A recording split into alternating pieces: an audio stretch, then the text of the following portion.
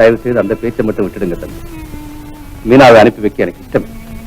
எனக்கு இருக்கிறது ஒரே ஒரு பொண்ணு. நாளைக்கு அவளுக்கு ஏதாவது ஆச்சுன்னா அதுக்கு யாரு பொறுப்பாளி ஆகும்? அப்படி என்ன ஒண்ணு ஆகாது. என் தம்பி ரொம்ப நல்ல. இத பாருங்க, உங்களுக்கு மறுபடியும் சொல்றேன், நீங்க அவர் இன்னும் நம்பிட்டு இருக்காதுங்க. சார், ஏதோ வந்துட்டோம். எங்களை நம்பி இந்த ஒரு தடவை மட்டும் உங்க பொண்ணு அனுப்பிடுங்க பிளீஸ். அது நடக்காத காரியங்க. இவங்க அனுப்புறேன்னு சொன்னாரு. மீனாவுக்கு வர இஷ்டம். அப்படியா? ஆமா, பொறுப்புங்க போல. சீதா, சாப்பிட்டு போலாமா? இல்லைங்க, எங்களை மன்னிச்சிருங்க. நமஸ்காரம் ஜாமீன்தார் அவர்களே. கைலாசம், என்ன விஷயம்?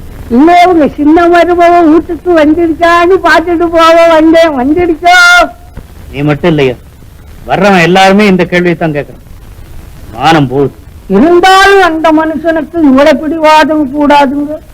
எப்ப கல்யாணம் ஆச்சோ பொண்ணு மாப்பிள்ளை வீட்டுக்கு தானே அனுப்பணும்.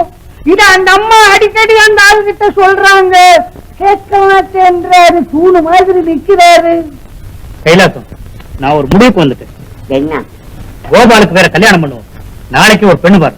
என்னங்க இது, கல்யாணம் பண்ண பொண்ணு உயிரோட இருக்கும் போது அது சம்மதம் இல்லாம இன்னொரு கல்யாணம் பண்ணக்கூடாதுன்னு கவர்மெண்ட்ல சட்டம் போட்டிருக்காங்களே, அது ராவ் பகதூருக்கு தெரியாதா? உடனே ஜீவனாம்சம் கேஸ் போட்டு உங்ககிட்ட மாசம் 10,000 ரூபாய் கொடுன்னு சொன்னா என்ன செய்வீங்க?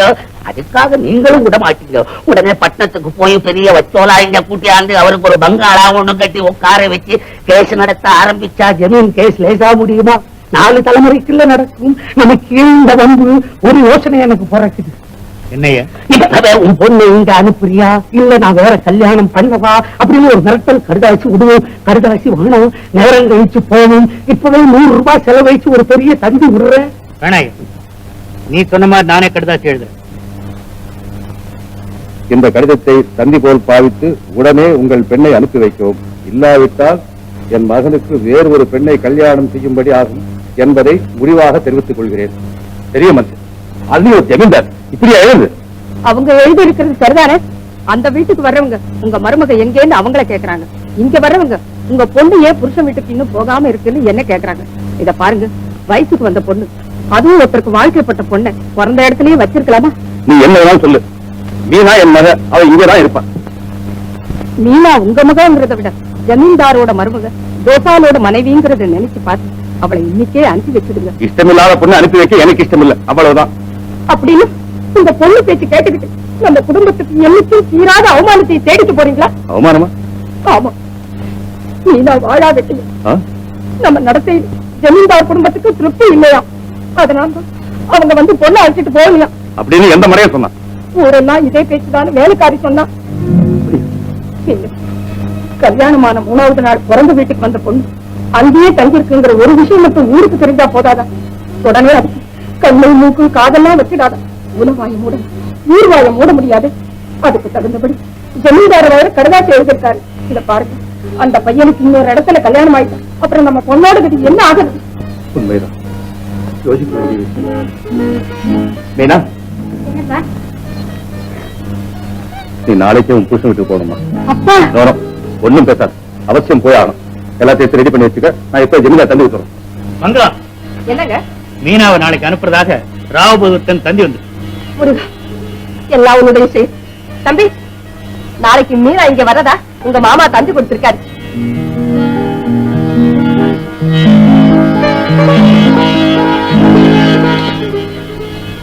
அடி அண்ணே, வா கோபால், வா. அண்ணே, அப்படியே அப்படியே அசையாத.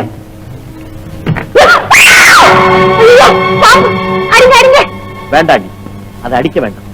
தப்பு பண்றவங்களை தான் அதுக்கு அடிக்கும். பயப்படுறேன், கோழையா இருக்கிய. பாபா,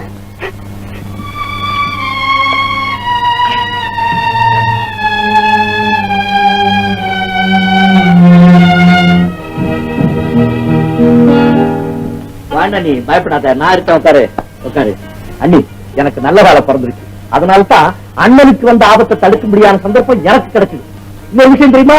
நம்ம லேடி வீட்டுக்கு வராளா மாமனார் தந்தி கொடுத்திருக்கார். என்னங்க, நாம திருச்சிக்கு போனப்போ நீங்க திருச்சிக்கு போனீங்களா? ஆமா, நமக்கு தெரியாம பெரிய வேலையெல்லாம் சரிக்க போல இருக்க நீங்க. அதான் என்னடான்னு பார்த்தேன். அண்ணி போனதுனால தான் லேடி வீட்டுக்கு வர்றா, இல்லாட்டி அவளா வருவா? அப்பாப்பா பாருங்க, மீனா வந்த உடனே அவகிட்ட நீங்க எதுவுமே கண்டுக்க கூடாது. நான் எனக்கு கண்டுக்கிறேன். அவ பேசினா நான் பேச போறேன், இல்லாட்டி நான் பாட்டுக்கு முன்ன உட்கார்ந்து போறேன். இதெல்லாம் தான் கூடாதுன்னு சொல்றேன். மீனா கிட்ட கொஞ்ச நாளைக்கு பக்குவமா நடந்துக்குங்க. அது எப்படிங்க பக்குவமா நடந்துக்கிறது? கணவன் தன்னை சதா புகுந்துகிட்டே இருக்கணும், தன் அழக வர்ணிக்கணும், தான் செய்யற சமையல் பிரமாதமா ரசிக்கணும்னு எதிர்பார்க்கறதா பொதுவா பெண்களுடைய வழக்கம். அப்படின்னா சரி, அவ வரட்டும். வெளியே துறவு போகாம சதா அவளை வர்ணிச்சுக்கிட்டே உட்கார்ந்துருக்கேன். இது பாருங்க, மீனா வரத்துக்கு முன்னாடியே உங்க ரூம்ல இருக்க அந்த புலி தலை, எருமை தலை, நரி தலை அதையெல்லாம் தூக்கி வெளியே போடுங்க. அண்ணி உத்தரவுப்படியே செய்யறேன். வரட்டுமா? வாங்க. வரண்ணா. அண்ணா, இந்த மொட்டை கடுதாசிய யாரு எழுதியிருந்தாலும் சரி, மீரா வீட்டுக்கு வரப்போறதுனால நம்ம எல்லாருடைய மன கஷ்டத்துக்கும் காரணமாயிருந்த இந்த கடுதாசிக்கு இனிமே மதிப்பு கிடையாது.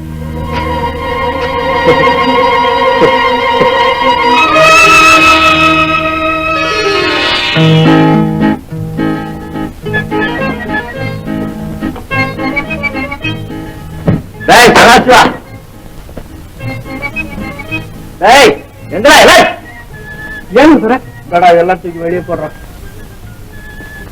அண்ணி சொல்லிட்டாங்க, இனி ஒரு மிருகம் வீட்டுக்குள்ள இருக்க கூடாது, எல்லாத்தையும் வெளியே வரட்டும். இந்த துப்பாக்கி எல்லாம் எடுத்து அந்த அறையில போடு. இப்படி அண்ணா ஒரு மாதிரி பிளேனா இருக்கணும். போட்டா போட்டா. ஆண்டாளம்மா, ஆண்டாளம் பொண்ணை பெற்ற புண்ணியவதி அவங்க. அப்படிங்களா? லீலா பேர் யாரு பேரு? பொண்ணு பேரா? ஆமா. அவனுக்கு சாப்பிட்டு வை. ஐயா, இந்த பக்கத்துல கவச்சிருக்கீங்களா? உன்னை நான் என்ன சொன்னேன்? உன்னை பிலிம் வாங்கி வைடா, அந்த ஆள ஒரு 7-8 போஸ்ட் எடுக்கணும்னு சொன்னேன்ல, அது வாங்கி வச்சா வேலை போய் கேட்டுக்கிட்டவனுக்கு போ, வாங்கிக்கலாம். சாயந்தரம் வரக்கூடாது, வாங்கிட்டு போ. பொண்ணை பெற்ற அப்பா எங்க இருக்கிறாருன்னு சொல்லி வெளியூர் போயிருக்காரியா? இந்த கல்யாணத்தை பண்ணி வைன்னு எனக்கு பவரா பட்டாணி எழுதிட்டு போயிட்டாரு. பொண்ணு உனக்கு பிடிக்குதா? நல்லா சந்தோஷமா பிடிச்சிருக்கு. ஆனா அந்த இன்சூர் பணம் 1 லட்சம் ரூபாய் இருக்கு, அது கல்யாணத்துக்கு அப்புறம் தான் வரும். என்னப்பா கைலாச லட்சம் கிட்டம் நடிகருக்கு பேசுன திருச்சி அடே மணவாளா, நீயா? ஏண்டா ராவ் பகதூர் வீட்டு சமயக்காரனுக்கு உனக்கு எதிரா லட்சம்? தப்பா சொல்றீங்க. என்ன? எங்க அப்பா லட்சம் ரூபாய் இவன் மேலேயே எழுதி வச்சுட்டார், கல்யாணம் கொடுங்கன்னு. அப்பனாவது ஆசையாவது. இவன் உயிரை தவிர இவன் கிட்ட வேற என்ன இருக்குது? இவனை நம்பி உங்க பொண்ணு வேற கொடுக்க இருந்துட்டீங்க. லட்சம் ரூபாய் இருக்கு, கல்யாணம் ஒண்ணு வருது, என்னை ஏமாற்றி, அதுவும் எவனையாவது ஏமாத்துறா, ஒரு பெரிய ட்ரிக் கேமராமேன்றா, என்னை ஏமாத்துறன்னு உன்னை போலீஸ்ல சொல்லி உள்ள தர்றா. யாரையா போய் சொன்னா? ஓம் பொண்டாட்டி, ஓம் பொண்ணு, உனக்கு சொந்த வீடு, இதை என்கிட்ட போய் தானே சொன்னேன்.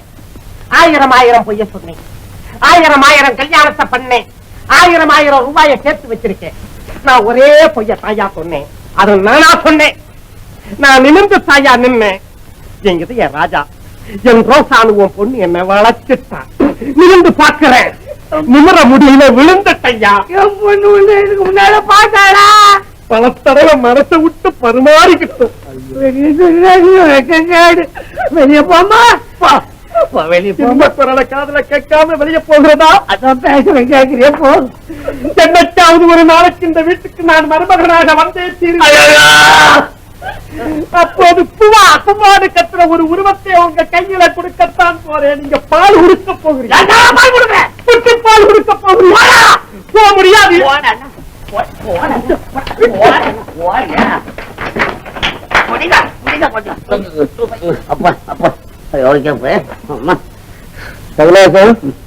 நான் போயிட்டு வரேன்ப்பா. என்ன திடீர்னு வந்து திடீர்னு போறீங்க? என்ன விஷயமா வந்தீங்க? நான் ஒரு மாப்பிள்ளைக்கு உன் பொண்ணை பாக்குறதுக்காக வந்தேன். அந்த பையன் சொல்றத பார்த்தா உன் பொண்ணு அவனையே கட்டிக்கிறோம் போல் இருக்கு. எனக்கு என்ன வேலைப்பா? நான் போயிட்டு வரேன். நான் சொன்னேன் கேட்டீங்களா? அந்த வெட்டு வெட்டு பையல நம்பி என் பொண்ணை கல்யாணம் பண்ணி கொடுக்கறீங்க. இந்த மனுஷன் வரலன்னா என்ன ஆகாது? அப்பா, அவருக்கு பணம் இருக்கோ இல்லையோ அதை பத்தி எல்லாம் எனக்கு கவலை இல்லை. அவர் எனக்கு கல்யாணம் பண்ணிக்க முடிவு பண்ணி இங்க அழைச்சிட்டு வந்தீங்க. நானும் அவர் தான் என் வருங்கால கணவர் நினைச்சு என் கையால காபி கொடுத்துட்டேன். அதனால அவர் தான் என் கணவர். படிக்க வைக்க வேணும்னு படிக்க வச்ச சட்டம் பேசுது. காப்பில காதல் வந்துச்சுன்றாங்க. என்ன ஆக்கிரமம் என்ன செய்வேன்? நீங்க என்ன சொன்னாலும் சரி, இந்த கல்யாணத்துக்கு நான் ஒரு காலம் சம்மதிக்க மாட்டேன். எனக்கு உலகம் தெரியாதடி. அத பாரு, நம்ம ராவ் பகதூர் வீட்டுல மீனா இல்ல உங்க பொண்ணு. நம்ம ஜாமீன்தார் வீட்டுக்கு வந்துடுச்சு. இந்நேரம் கல்லன்னு இருக்கும். இந்த நேரத்துல போய் சொல்லி ரூபாயை வாங்கி நம்ம பொண்ணுக்கு கல்யாணத்தை பண்ணிடுவோம். கேள்வி எனக்கு அந்த பையனை பிடிக்கல. உனக்கு மார்க்கெட் நிலவரம் என்னடி தெரியும்? நான் கேட்கிறேன். கல்யாணம் ஆகாத பொண்ணுங்க 75% இருக்கு இந்த ஊர்ல. கல்யாணம் ஆக வேண்டிய ஆம்பளைங்க 25% தான் இருக்கிறாங்க. அதுல ஒழுங்கா கட்டிக்கிட்டு சோறு போடுற பசங்க 3% தேட மாட்டேன்றான். நாம என்னத்தை செய்ய சொல்ற? இவனுக்கு என்ன இந்த மாப்பிளைக்கு நல்ல மாடு மாதிரி உழைச்சு போடுவான். எனக்கு நம்பிக்கை இருக்கு. நீ போடு.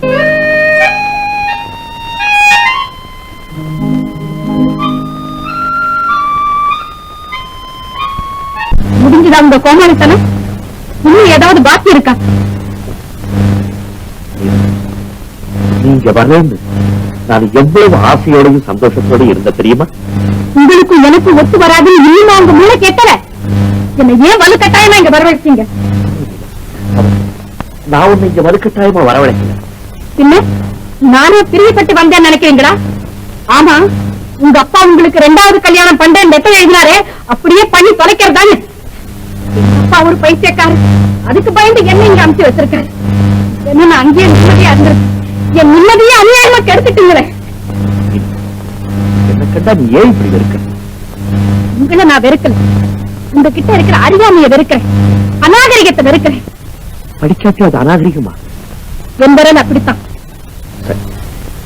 எனக்காக இல்லைனாலும் உனக்காகவாவது நாளையில இருந்து படிக்காரு. எப்படி? அரிச்சுவடையில இருந்து ஆரம்பிச்சு போறீங்களா? அப்படிதான் சொல்லாதீங்க. எனக்கு ரொம்ப அவமானமா இருக்கு. நாளையில இருந்து நான் ஓங்கிட்டே படிப்பு கத்துக்கிறேன். எனக்கு படிக்க அப்பா என்ன படிக்க வச்சது உங்களுக்கு டியூஷன் சொல்லி கொடுக்கணும். உனக்கு அந்த சிரமம் கூட வேண்டாம். நான் எங்க அண்ணன்கிட்டயே படிச்சுக்கிறேன். உங்க அண்ணனுக்கு எவ்வளவு கெடுதல் செய்ய முடியுமோ அவ்வளவு செய்துட்டு இப்ப அவருக்கிட்டே படிச்சுக்கிறேன்னு சொல்றீங்களே, உங்களுக்கு வெட்கமா இல்ல? தயவு செஞ்சு மறுபடியும் அதை ஞாபகப்படுத்தாது. நடந்தது நம்ம நடக்கும். என்ன மன்னிச்சது எனக்கு வாய்ப்பு கொடுத்தீங்க. ஆக கெடுத்தது நீங்க தான். இவ்வளவு அதுக்கு ஒரே வார்த்தை, உங்களோட வாழ எனக்கு விருப்பம் இல்லை. படிக்காதவங்க நிழலை கண்டா கூட எனக்கு பிடிக்கும். அதுலயும் மத்தவங்க மனதை பிடிச்சாதவங்க நான் முட்டாளாக ஏன் காட்டுத்தனமா கத்துறீங்க? போக வேண்டியது போக.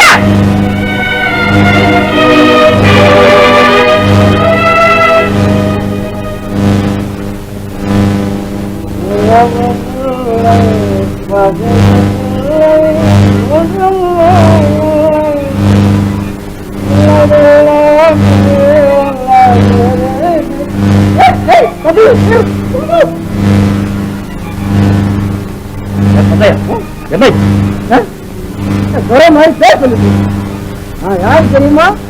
நான் தான் சின்ன துறை.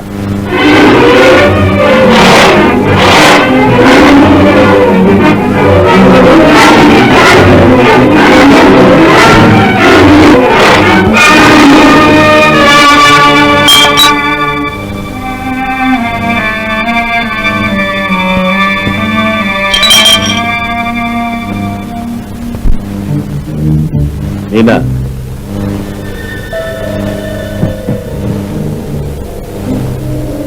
மீனா, மறுபடியும் ஏன் இங்க வந்தீங்க? நான் இப்ப எவ்வளவு சந்தோஷமா இருக்கேன்னு தெரியும். உன்னை ஒரு சமாச்சாரம் கேட்டு போலான்னு வந்தேன். இறங்குங்க கீழே. என்ன இது பேய் மாதிரி?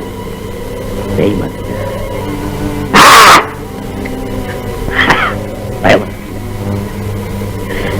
அவன் நீ கொஞ்ச நேரத்துக்கு முன்னால படிக்காதவங்களை பத்தி என்ன சொன்ன? முட்டாளுங்கன்னு சொன்னேன். இன்னொரு தடவை சொல்லு. ஒரு தடவை என்ன 1000 தடவை சொல்லு. முட்டாள் முட்டாள் முட்டாள். நீ நல்லா யோசனை பண்ணி தானே இதை சொல்ற? யோசனை பண்றது படிக்காதவங்க எல்லாருமே முட்டாளுங்க தான். முட்டாளுங்க தான்.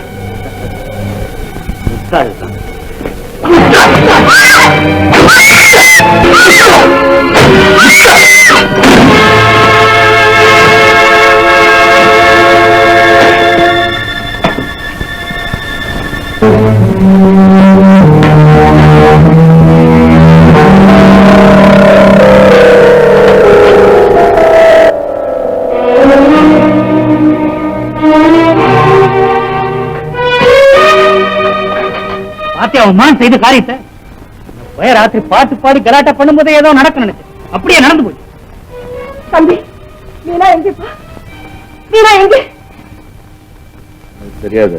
புரியாத வேண்டா. அவளை சவுக்கா நடிச்சே இல்லையா? என்னடா பேசாம இருக்க? நான் கேட்டதுக்கு பதில் சொல்லு. அவளை அடிச்சியா? அடிச்சதா ஞாபகம்? என்ன திமிரா பதில் பேசுறான் பாத்தியா? ஞாபகம் இருக்க? ஏன் அடிச்ச? தயவு செஞ்சு என்கிட்ட ஒண்ணும் கேட்காது. எனக்கு ரொம்ப அவமானம். உன் முட்டாள்தனத்தாலி முரட்டுத்தனத்தாலி எனக்கு தாண்டா நீ அவமானத்தை உண்டாக்குற. பொண்ணு வரவழைக்கணும் என்னென்னமோ செஞ்சு வந்து ஒரு நாள் கூட ஆகல. அதுக்குள்ள அவளை சவுக்கால் அடிச்சு வீட்டை விட்டு ராவோட ராவா விரட்டி இருக்கேன். உன்னை போல அயோக்கிய இந்த உலகத்துல வேற யாரும் இருக்க மாட்டான்டா.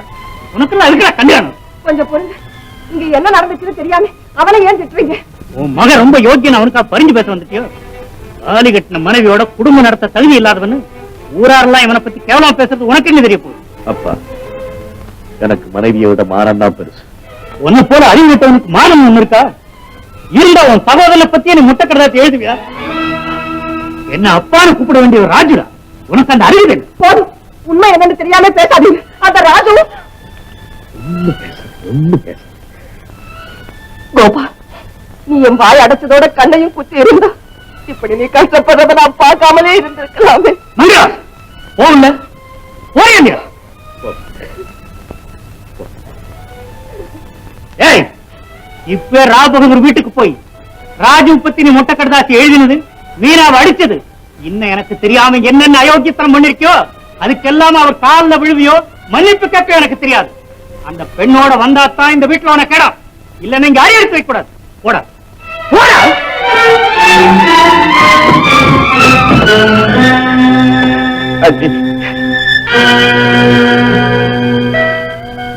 அண்ணி, ஏன் கூட பேச மாட்டேங்கிறீங்க? நீங்க செய்த தவறு உங்களுக்கே தெரியுமே.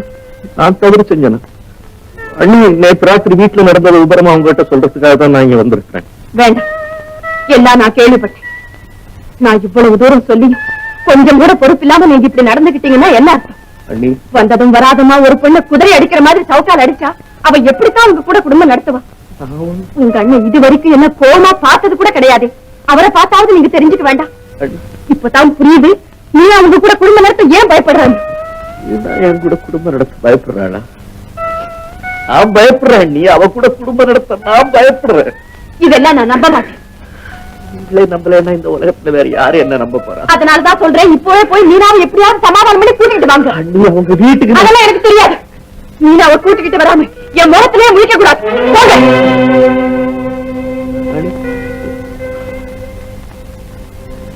எல்லாம் சாதாரணமா சொல்லிட்டீங்க, முகத்துல முழிக்க கூடாது.